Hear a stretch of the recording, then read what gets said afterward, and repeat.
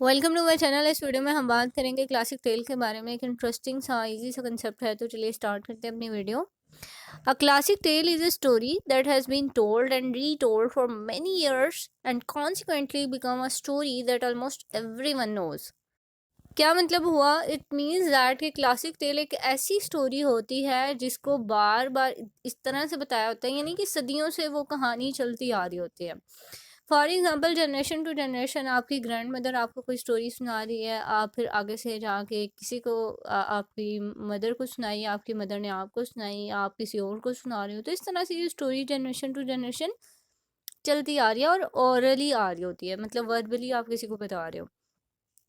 और इस तरह से मतलब ऐसी वो फेमस स्टोरी बन गई होती है कि हर किसी को उस स्टोरी के बारे में पता होता है, एवरीवन नोस। ठीक है। इसके अलावा ये क्लासिक टेल जो है वो फेरी टेल्स भी होती हैं या फिर फेरी स्टोरीज जो है इस तरह से भी होती हैं। तो मेन चीज़ जो आपने माइंड में रखनी है कि क्लासिक टेल में हमेशा आपको कोई ना कोई इंटरेस्टिंग और मोरल लेसन एंड पे दिया जाता है, जिसकी वजह से ये इतनी फेमस हो जाती है।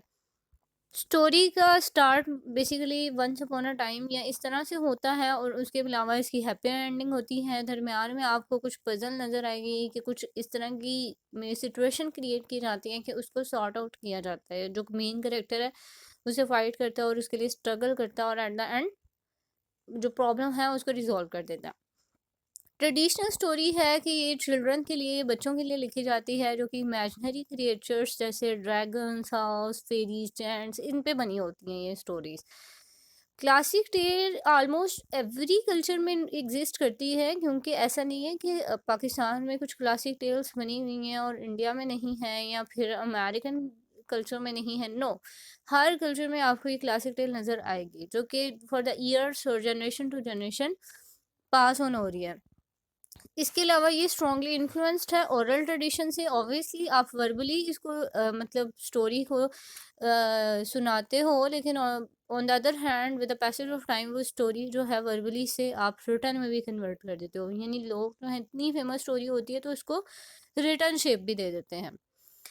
इसके अलावा ये ऑब्वियसली हर कल्चर का एक एलिमेंट होता है, जिसकी वजह से इस तरह के क्रिएचर होते हैं। इसके अंदर बुक्स, मूवीज़, म्यूज़िक और आर्ट की शक्ल में आपको नज़र आएगी कि इवन आप जब आर्ट्स देखते हो तो उन पे भी, अगर आप बुक्स भी पढ़ रहे हो तो उस पर भी इतनी खूबसूरत आर्ट की होती है करेक्टर्स की, उनके स्केचेस बनाए होते हैं।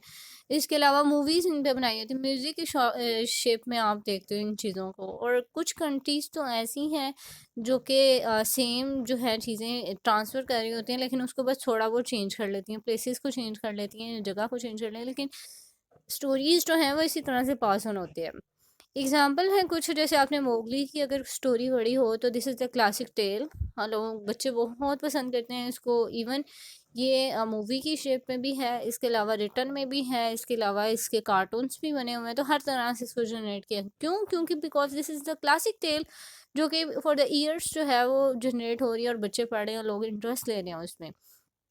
इसके अलावा little red riding horn, Cinderella, Cinderella सब बच्चे जानते हैं, इवन बड़ों को भी पता है कि ये स्टोरी इस तरह की है। ब्यूटी एंड द बीस्ट, पिनेको, इसके अलावा the ugly duckling, snow white, three little pigs वगैरह।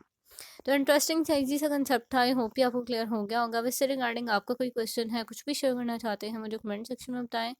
अपना और अपने प्यारों का बहुत सा ख्याल रखिएगा। मिलते हैं नेक्स्ट वीडियो।